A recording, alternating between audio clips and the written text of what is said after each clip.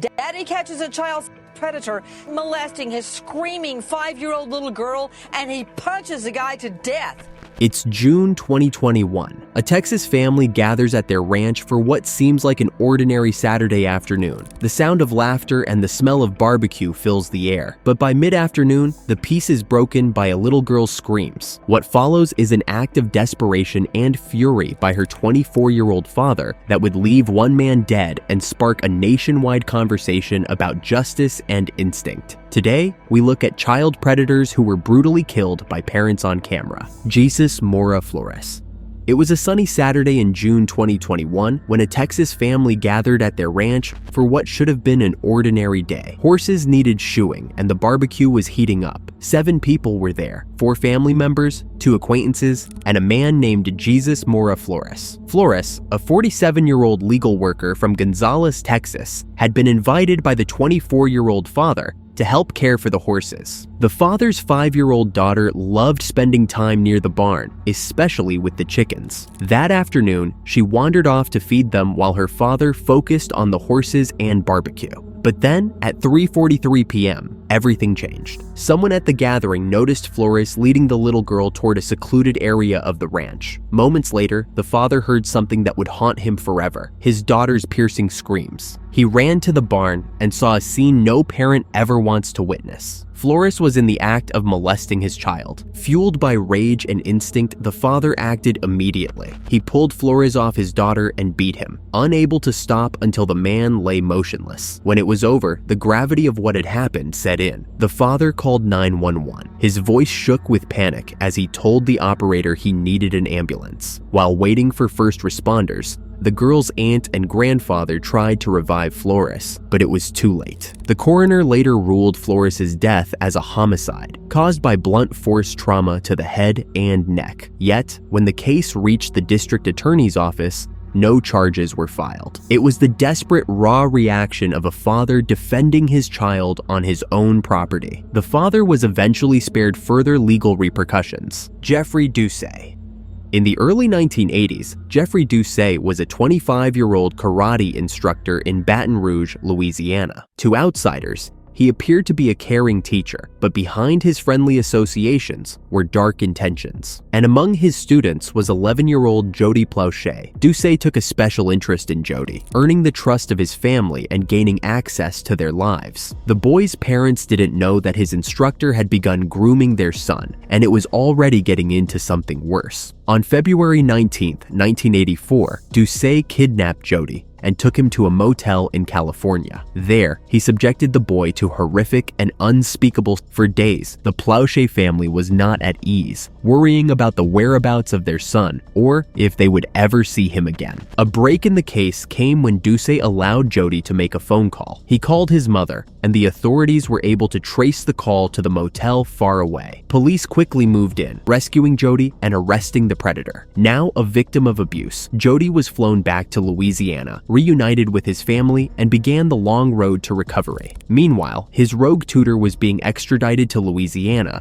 to face charges of aggravated kidnapping and sexual assault. The boy's father, Gary Plauché, filled with rage from the trauma of what had happened to his son, believed the legal system would never deliver the justice the child predator deserved. So, he decided to play the piper himself. On March 16, 1984, around 9:30 p.m., police were escorting Doucet through Baton Rouge Metropolitan Airport. News cameras were rolling, capturing Doucet's arrival for local broadcasts. Gary was there too, waiting in disguise. He stood near a bank of payphones, wearing a baseball cap, sunglasses, and watched as the officers walked Doucet through the airport in handcuffs. As the group approached, Gary turned to face them and in an instant pulled out a .38 caliber revolver from his boot, firing a single shot. The bullet struck Doucet in the head and killed him instantly. The entire event was captured on live television, shocking everyone who witnessed it. Officers tackled Gary to the ground, disarmed him, and took him into custody. He made no attempt to resist. In fact, he seemed calm, as though he had finally found peace. During his trial, he was charged with manslaughter and given a suspended sentence of 7 years, 5 years of probation, and 300 hours of community service. He never served prison time. Years later, Jody Plauché would reflect on his father's actions. While he understood Gary's rage, the son also wanted people to know that taking such extreme measures isn't the only way to handle situations like his. Daniel Driver.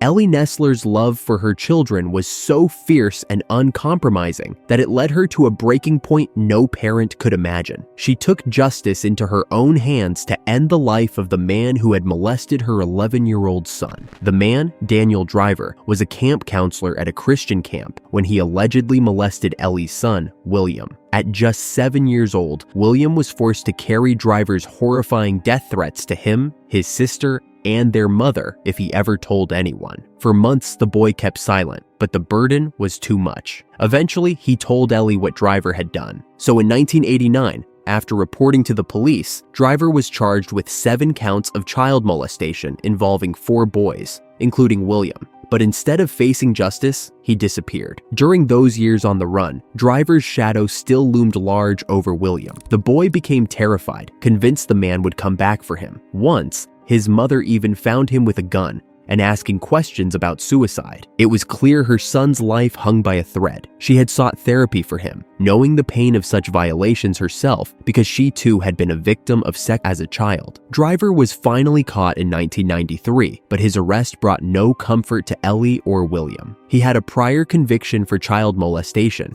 and a pattern of using his role at church camps to prey on young boys. To families like Ellie's, deeply rooted in faith, he was a wolf in sheep's clothing, using scripture as a disguise. When Driver appeared in court for a preliminary hearing, he had smirked at the boy and his family as if to say that he was going to be set free no matter what they or the other families did. That was it for Ellie. During the recess, she left, returned with a handgun, and shot Driver in the back of the head and neck, with 1 bullet hitting the wall in front of Driver. She surrendered immediately, calm as the cuffs went on. She would later be charged with murder, a crime driven by a mother's desperate need to protect her child. Edgar Colaguazo. It wasn't the sound of celebration that caught the neighbors' attention that night. It was the thud, the dull, sickening sound of something or someone hitting the pavement outside the Jackson Heights apartment. Minutes later, flashing lights painted the scene as paramedics rushed a man to Elmhurst Hospital. By then, the story had already begun unraveling inside. The apartment was in chaos. A birthday party for a 6-year-old boy had turned into a nightmare. The man who had just leapt to his death was Edgar Colaguazo, a tenant in the apartment. But his death wasn't the tragedy. It was the reason he jumped. Earlier that evening, Colaguazo had offered to take some children into his room to watch a movie, giving the adults time to enjoy the party. His offer seemed harmless enough. Parents welcomed the brief break, but what happened behind that closed door shattered any trust. A little girl, just 5 years old, bolted from the room, her behavior odd and unsettling. She later admitted that Colaguazo had kissed her and warned her to stay silent. Then the breaking point came when the boy's mother checked the room and found Colaguazo holding her son in a way no parent should ever witness. Her scream unleashed a torrent of anger. Within moments, fathers at the party cornered him. There was no time for questions. Colaguazo, beaten and bleeding, was locked inside his own room while they called the police, but he didn't stay put. By the time the door was opened again, he was gone. A desperate leap from the 4th floor window marked the end of the chaos. Surveillance cameras would later show the moment he fell. Whether it was panic or shame that pushed him to jump, no one could say for certain. At the hospital, doctors confirmed that he hadn't survived the fall. For the family, though, the damage had been done long before his death. The party was over. The scars, both physical and emotional, would linger far longer than the sound of that final, fatal thud. Raymond Frolander. A father walked into his house and found a man pants down with his infant son. What happened next was a situation authorities could not describe till date. On July 14, 2014, Raymond was caught and arrested for assaulting an 11-year-old boy. The father, Jason Browning, told Volusia County Emergency Dispatch that 18-year-old Raymond Frolander was close to the family and was in the apartment while he was out. When he got home, the father said he saw Frolander with the boy with his pants down to his ankles. Nothing else needed to be said when he saw Raymond's exposed genitals. At such a shocking sight, the father didn't waste a second launching at the predator. He grabbed and flung him to the ground before speeding into the kitchen to grab a butcher knife. Luckily for the predator, the son stepped in the way and prevented his father from harming him any further. Frolander was arrested and held in Volusia County Jail without bond, facing a charge of sexual battery of a child. The father thought him too lucky because that's all he was facing. In his exact words, he said, "My son saved Raymond. Raymond was motionless on our floor. I went to the kitchen to grab a butcher knife, and my son stopped me. My son came in front of me and saved his attacker's life." The boy went on to reveal gory details of what Raymond had done before his father's arrival. The 11-year-old told authorities that Frolander had performed oral sex on him and instructed the boy to fondle him. The boy told authorities that Frolander began abusing him a few years earlier. Frolander himself admitted to the police he was guilty. The case was a confidential one, given the age of the victim, so no public record of the suspect's plea or victim's name was made available. Sarah Sands.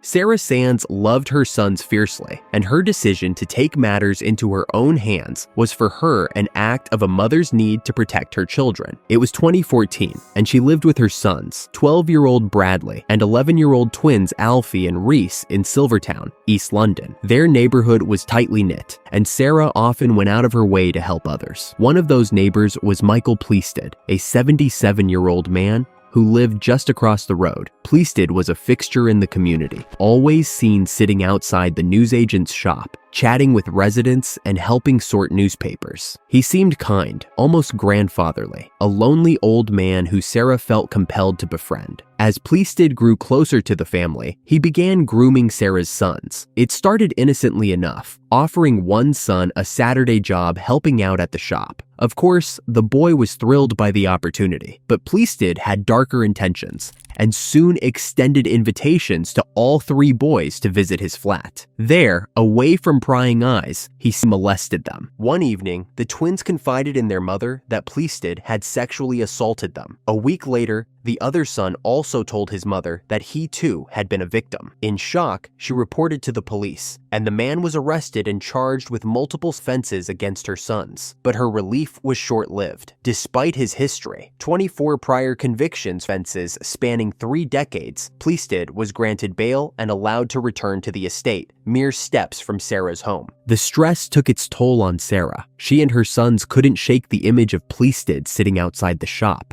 as though nothing had happened. So on a cold November evening, she reached her breaking point, put on a hooded jacket, grabbed a knife, and walked to Pleasted's flat. She said her intention was not to kill him, and had wanted him to plead guilty to the abuse and spare her children the trauma of testifying in court. But the confrontation didn't go as she'd hoped. Pleasted denied everything and kept accusing her sons of lying. For Sarah, this was the final straw. Overcome with rage, she attacked and stabbed him 8 times in what would later be described as a determined and sustained attack. The old man bled to death in his home. Hours later, Sarah walked into a police station and handed over the blood-stained knife. She was calm, fully aware of the gravity of her actions, and was charged with Pleasted's murder. Dieter Krombach.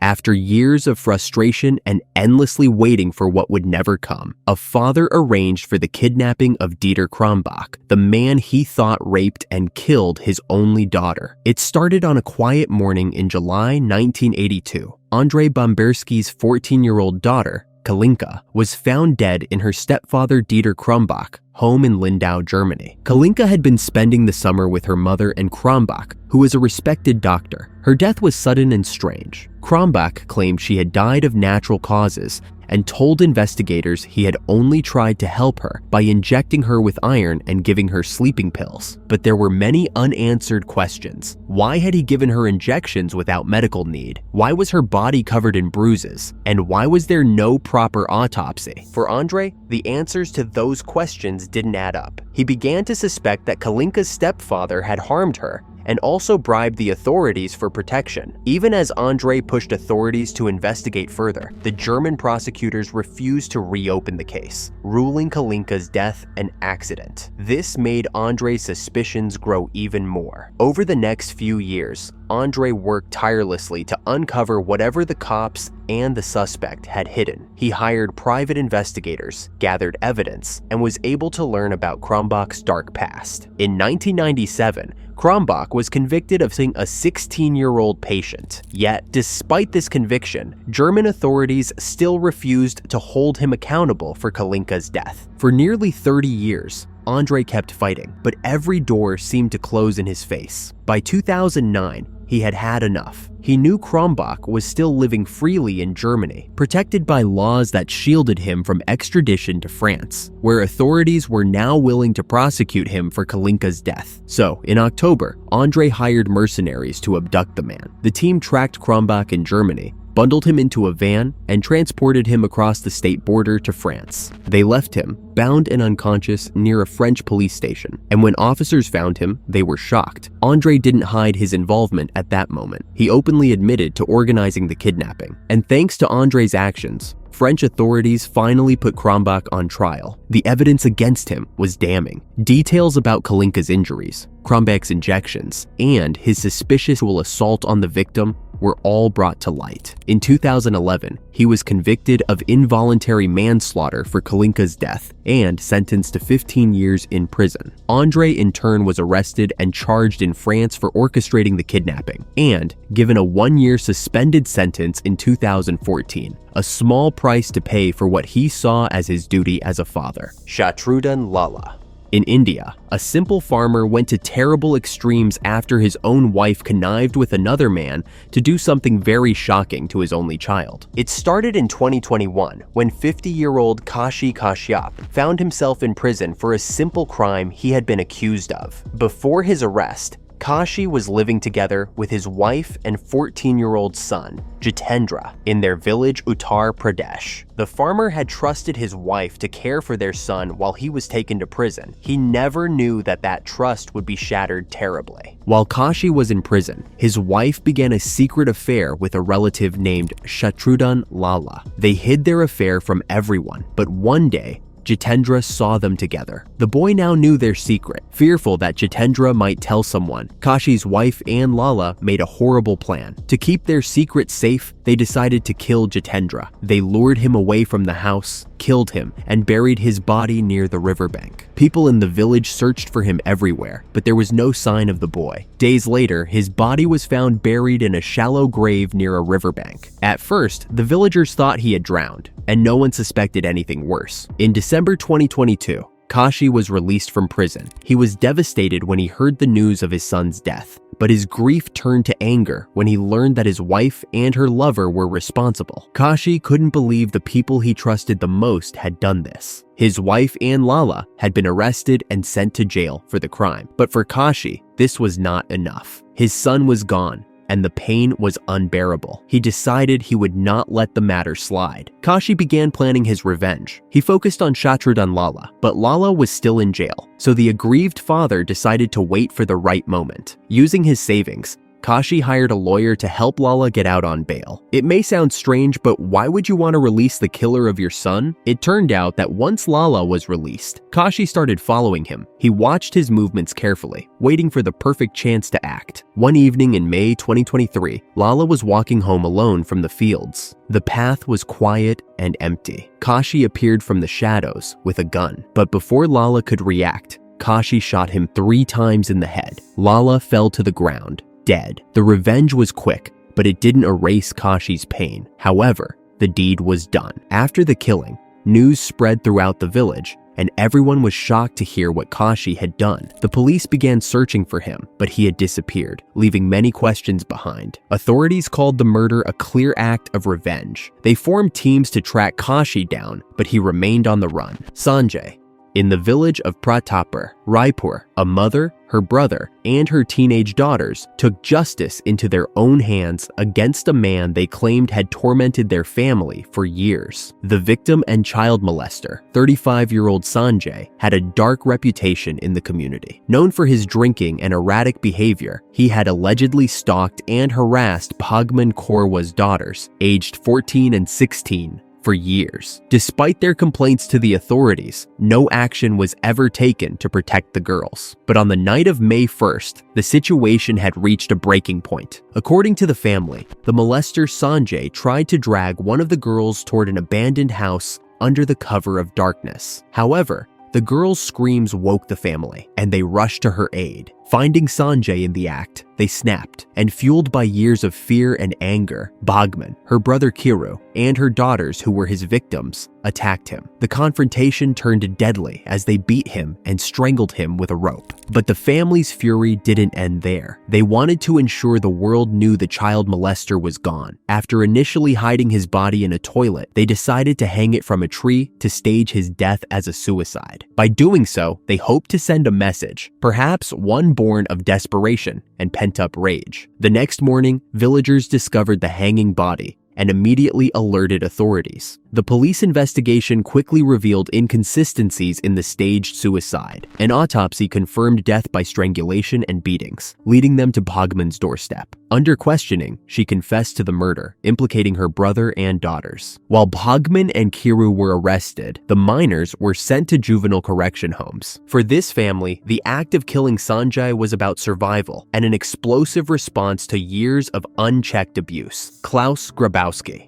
On May 5, 1980, Klaus Grabowski, a 35-year-old butcher, was accused of murdering little happy Anna Bachmeier with a pantyhose in his own house. According to reports, the 7-year-old Anna had skipped school after an argument with her mother that fateful day and somehow found herself in the hands of her neighbor, Klaus Grabowski. Grabowski kept Anna at his home for hours and physically abused her before he strangled her with pantyhose. He was arrested that same evening after his fiancée alerted the police about the heinous action. He confessed to the murder, but denied that he abused the child. Instead, Grabowski gave a strange and disturbing story. In his story, he claimed that he strangled the little girl after she tried to blackmail him. He also said that Anna tried to seduce him and threatened to tell her mother that he had molested her if he didn't give her money. A year later, Klaus Grabowski's case proceeded to court for his trial. The defense attorneys claimed he had acted under the effect of an imbalance that was caused by hormone therapy he received after being voluntarily castrated years earlier. At the time, in Germany often underwent castration to prevent recidivism, a term that suggests a habitual relapse into crime. But Marianne Bachmeier was convinced hormonal imbalance wasn't a fitting excuse for a man who intentionally harmed her daughter. So, on the third day of the trial in Lübeck District Court, she grabbed a pistol from her purse and pulled the trigger 8 times. 6 of the shots hit Grabowski. He fell and died on the courtroom floor. Witnesses alleged Bachmeier made incriminating remarks after she shot Grabowski. Judge Guenther Kroger, who spoke to Bachmeier after the shot, had heard the grieving mother say that she wanted to kill him.